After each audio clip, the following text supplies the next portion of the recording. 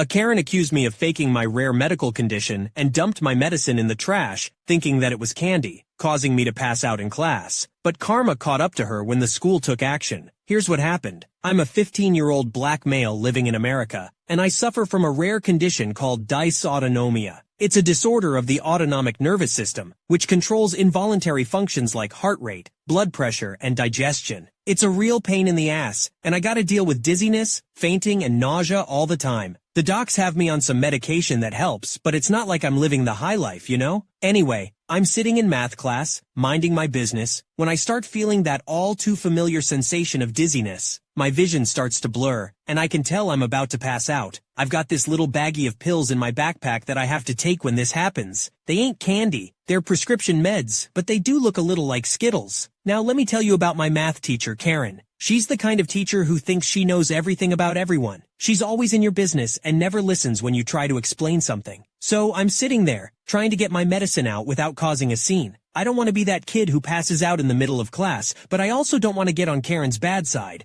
I'm trying to be low-key, but she's got eyes like a hawk, and she spots me reaching into my bag. "Johnson," she says, all high and mighty, "what are you doing with that baggie?" I'm trying to play it cool, so I just say, "It's my medicine, Karen, I need to take it." She ain't having it, though. She strides over to my desk, hand outstretched, and demands, "Give it to me, now." I don't have much of a choice, so I hand it over. She examines the pills like she's some kind of drug expert and says, "These look like candy. Are you trying to sneak snacks in my classroom?" I'm starting to get a little frustrated at this point, and I can feel the dizziness getting worse. "No, Karen, it's my medicine. I have dysautonomia, and I need to take it when I feel like this." Karen scoffs, not believing me for a second.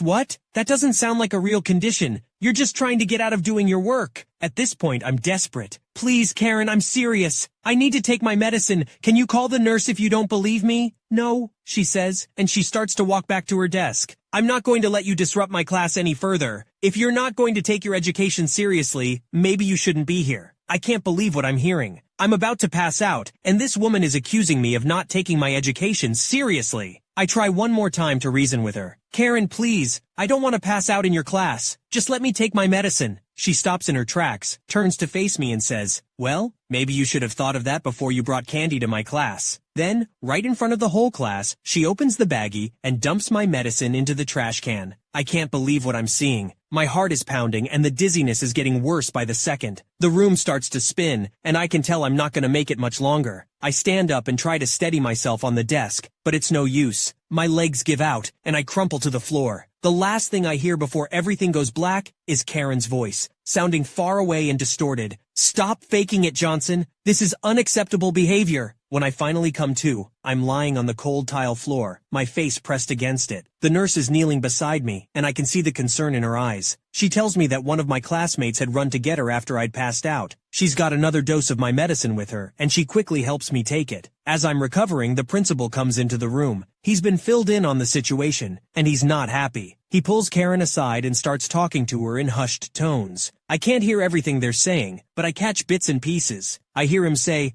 "Negligence, dangerous, and unacceptable." When they're done talking, the principal comes over to me and apologizes for what happened. He promises me that it won't happen again, and he tells me that they'll be talking to Karen about her behavior. I can see her standing in the corner of the room, looking all defeated and angry. The nurse takes me down to her office to rest for a bit before I go back to class. As I'm leaving, I see Karen being led away by the principal, her face red with embarrassment. I can't help but feel a little bit of satisfaction, knowing that she's finally getting a taste of her own medicine. In the end, Karen was put on administrative leave while the school conducted an investigation. She ended up having to take some sensitivity training and apologized to me in front of the whole class when she returned. The school also put a system in place for students with medical needs, so that this kind of thing wouldn't happen again. OMG, OP, this story is absolutely infuriating. The audacity of Karen to just dump your medicine in the trash and completely dismiss your condition is beyond belief. I mean, really, Karen? What? Are you kidding me? Honestly, her having to apologize in front of the whole class and take sensitivity training seems like a slap on the wrist. She put your health at risk, and that is just not okay. She should have faced some serious consequences for her actions. But hey, at least the school put a system in place for students with medical needs. A silver lining in this frustrating situation. It's a win for everyone, and hopefully prevents any more Karens from causing harm.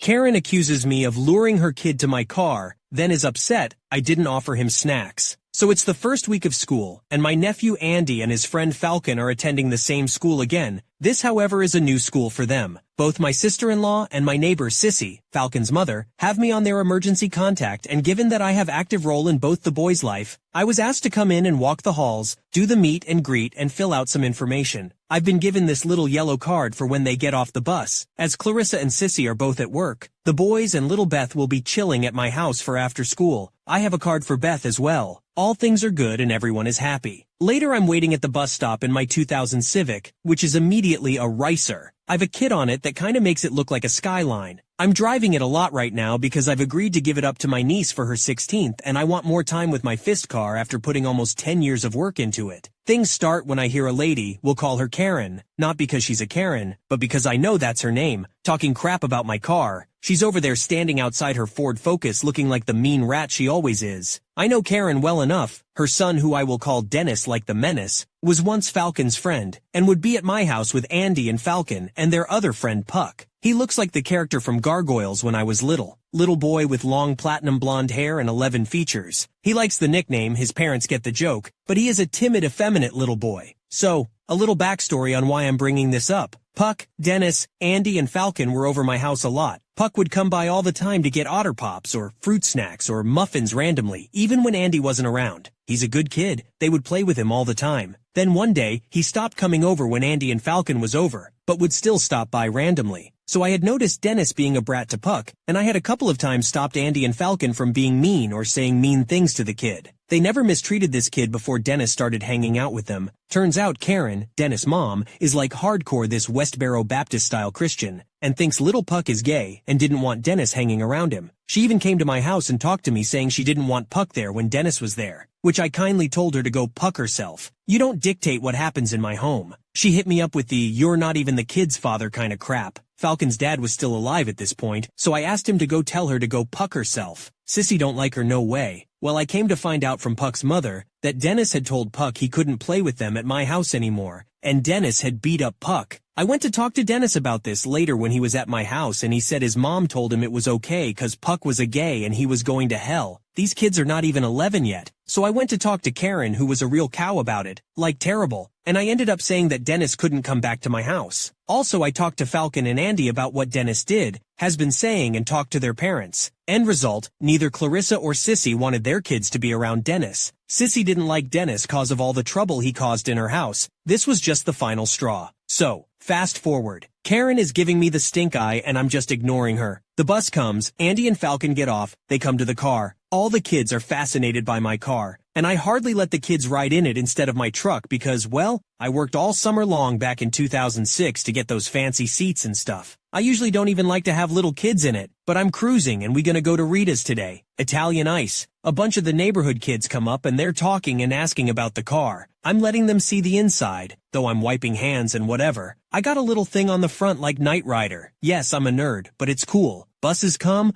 we're waiting for Beth's bus, she goes to a different school, and eventually Dennis gets off the bus. He sees Andy and Falcon, he sees the car, he sees me, he comes over. Now I can be an asshole and tell the kid to get lost, but I'm not particularly venomous about the kid. He comes up and his mother comes quickly. He asks me if he can see the car. He's always been into it. I look at Andy and Falcon, who are like not sure what to do, and I'm like, sure Dennis, take a mask, wipe your hands. I got a box of masks and gloves and hand wipes and stuff. Half of that stuff was in the car before COVID, but, you know, little kids can't be vaccinated and they got grubby little Cheeto hands. His mom does not like this. I hear her screech. What's going on? What are you telling him? He is actually cool about it. He says, it's okay, Mom. He just asked me to wipe my hands and wear a mask. He's gonna let me sit in the front. She starts in with the, why does he have to wear a mask? The other kids aren't wearing a mask. I tell her the ones who jumped in my car got a mask and had to wipe their hands. She then goes off about COVID and blah blah, but then takes a turn when she says something in her tirade about me luring kids to me with my car, which I had to stop and stare at her ass. Now Andy, my nephew, he's been in the car many times. He knows that if you lift the thing in the back seat, there's a cooler down there, and so he goes for the snacks. He always does, while this crazy lady is yelling at me. After a moment of craziness and the boys munching on chips, Beth shows up. I'm so happy. I close my doors, lock them, and go get her. I come back. Karen is still at my car waiting to fuss at me. Dennis is waiting to get into the car. I tell him maybe next time because I just want to leave. He asks if he can have a snack. I look at his mom and she goes, "What, you're not even going to offer him a snack? You gave the other kids snacks." Technically, Andy gave Falcon and the little Asian Indian kid, I don't know his name, snacks from my car if he didn't give Dennis one that was intentional. I know Andy, and he's a little stinker in the making, but I'm like, sure, fine. What do you want? We got chips and juice and some mini Snickers. All stuff I can't eat no more on my diet, but I keep my car and my shelves stocked. Gotta use that Costco card for something. Dennis does not want a snack now. He wants to get into the car. I think he thinks it's either or, like he can't do both. His mom snarls and tells him to get a snack. Then Beth asks if we're going to Rita's, and I say yeah, we'll go to Rita's, and she says she hopes they have the birthday cake. Dennis goes, wow, birthday cake. Can I go? And I don't want to say, hey, you mini hate crimed kid sissy, and Clarissa don't want you around their kids, and I don't particularly like you, which would be the truth. Instead, I immediately get slick at the mouth and say, I don't think that's a good idea. Wouldn't want to lure you in with my car and the promise of treats, looking directly at his mom, who then lays into me for not offering to take the kid. Not 5 minutes after she said that crap earlier, she then starts talking loud and getting the other parents there involved. But this is my neighborhood, and most of these people know me, Andy and Falcon. And Dennis has been a little problem maker forever, and people are tired of Karen. So, thankfully, the most unlikely person in the world spoke up.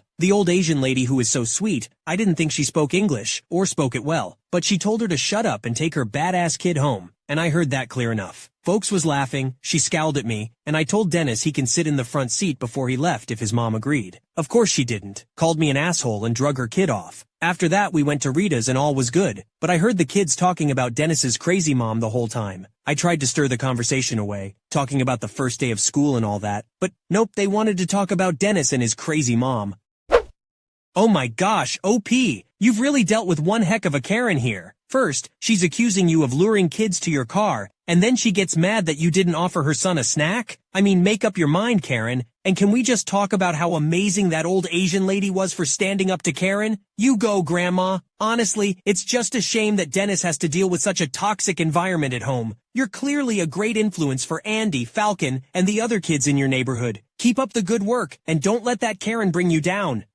Mother claims cat is possessed and forces me to get rid of it. A couple months ago my mother hired this spirit guild woman to bless our house for I don't know what reason. The woman came up my room, burned some like incense or sage, then had me sit down so she could pray for me and read me. I respect my mother's beliefs, but I was a little skeptical of this stranger touching my face and blowing in my face. She told us that I was going to grow into a smart, successful woman who would marry a rich husband. Then she walked off with my mother to her room to do the same for her. An hour later, after the woman left, my mother sat me down, took my hand, and told me about what spiritual guide told her. Apparently my moods, clinically diagnosed depression, was because I was being haunted and I needed protection from my spirit animal, which conveniently happened to be the animal drawn in most of my art, hung on my walls and in my notebooks. I told my mother that I don't have the time or mental capacity to care for a cat, but my spirit needed to be balanced and protected. My aunt's cat had given birth a while back, so she had 4 cats roaming around, so acquiring a spirit animal wasn't hard. Before the cat even got here, I realized that nobody else was going to take care of it, so I went into my saving and bought everything the cat would need. When I asked my mother where I should set up the cat stuff, she explained how it was implied that the cat would stay in our yard. I asked my mom if she wanted the cat to straight up run away, or get attacked by one of the neighborhood stray, who often broke into our backyard to get into our trash cans, so she suggested that the cat stay in my room. I picked up the cat, and once it was in the house, my younger brother fell in love with her. The cat was named by our mother after our home state Georgia, which was cute, I guess. My mother forced me to lock the cat in my bathroom overnight because she was worried that it would stink up my room. So Georgia, who had gotten attached to me at this point, spent the first night crying in the bathroom for hours. I was told not to go into the bathroom or else she would never get over her separation anxiety. Because I had to listen to her cry all night, I didn't get any sleep, which had a little more irritable the next day. The first week was weird. Eventually I started to get attached to Georgia, who would follow me around the house and sit in my lap while I worked. My brother had also gotten to the point where he would refer to himself as Georgia's dad, and would spend a good amount of his free time with her. The only person who didn't click with the cat was my mother, who didn't want Georgia in her room or her office space. She loved taking pictures of the cat, or having me put her into those cat dresses for show, but my mother would also jump and squeal every time the cat approached her. One morning after having Georgia for like 2 weeks, my mother called me into her office and told me about the dream that she had. Georgia attacked her in this dream, and it had really freaked my mother out. I assured my mother that the cat was very sweet and not violent at all. In fact, Georgia had been very gentle and patient with my 4-year-old cousin when he was manhandling her and grabbing at her. My mother, who has claimed that she has magical powers and can see visions and signs in her dreams, told me that this was proof that there is something going on with the cat. That night my mother came downstairs to the living room, where the maid and I were playing around with Georgia. Being a curious little thing as cats are, after seeing my mother sit down on the couch, Georgia walked over. She stretched out and put her paws on the armrest, and my mother jumped and screamed about how the cat jumped at her just like in her dream. Georgia got scared and ran off to go hide behind me. I tried to explain to my mom that the cat had not jumped at her, but she didn't care. She ordered me to pick up my cat and lock her up in my room where she couldn't jump at her. The next night after that, my mother was down in the living room again, and the cat happened to be laying on the floor. At one point, Georgia had woken up from her nap and turned to look at my mother. My mom pointed out the way Georgia was looking at her, saying she was glaring. I told her she's just looking normally when she started to lecture me about demons and possession and stuff, but I kinda tuned her out because I was busy working on an essay. That night, my mother dragged me back into her office and started to tell me about her theory. Apparently, my mom has enemies who did witchcraft to ruin her marriage,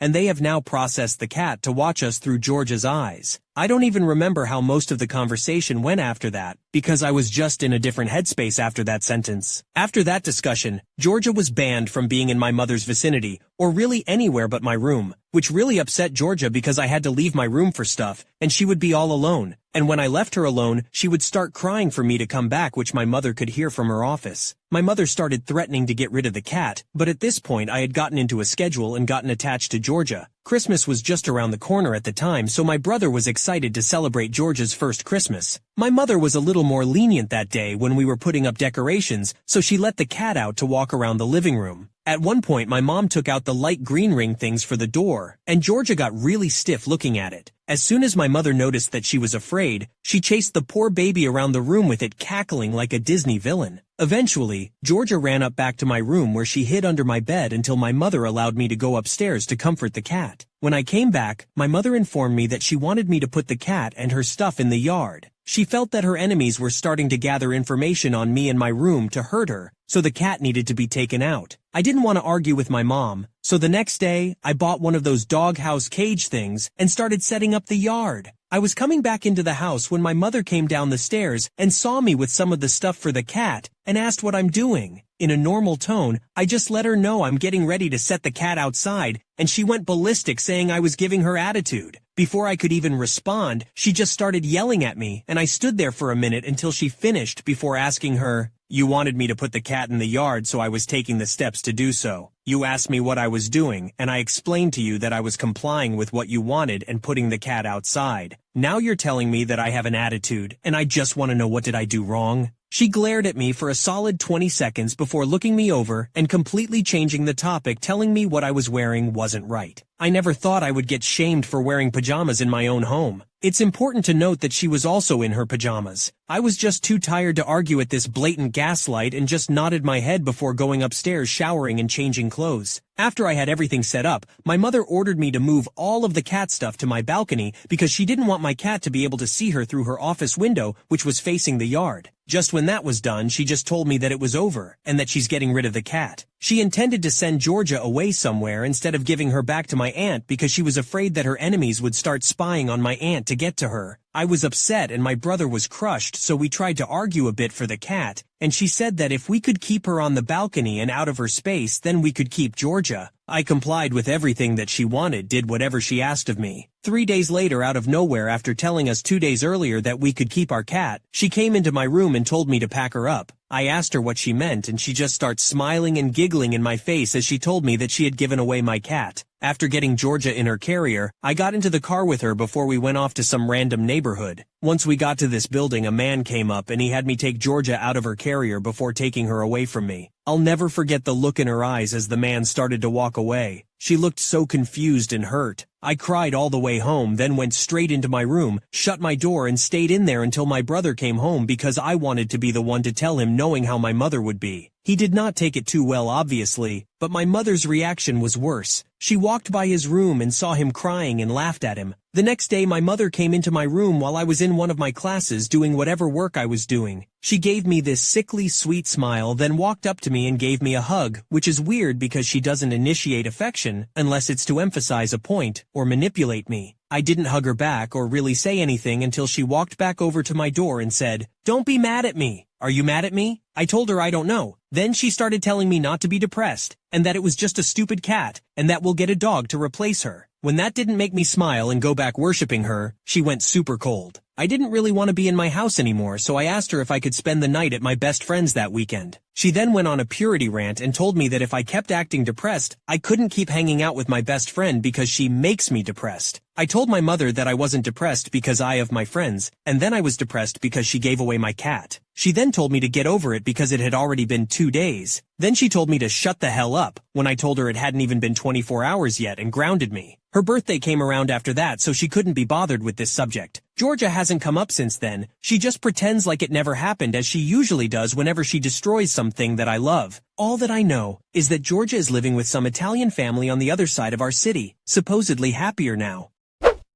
Oh my goodness, OP, I can't believe the absolute roller coaster you had to go through with your mom and poor Georgia. The way your mom got that spiritual guide, and then the whole spirit animal thing. I mean, come on. But let's talk about your mom being scared of Georgia and accusing her of being possessed. Like seriously? A cute, innocent kitty? Possessed? Nah, I don't buy it. And I can't even with how she forced you to move Georgia around and then just gave her away without any warning. Ugh, but the real cherry on top was when she laughed at your brother crying. That's just cruel. You and your brother are champs for handling this situation, but man, that's a tough pill to swallow. I'm sending you virtual hugs and hoping you'll be able to heal from this. So, what do you think about this whole crazy Karen story? Share your thoughts in the comments below.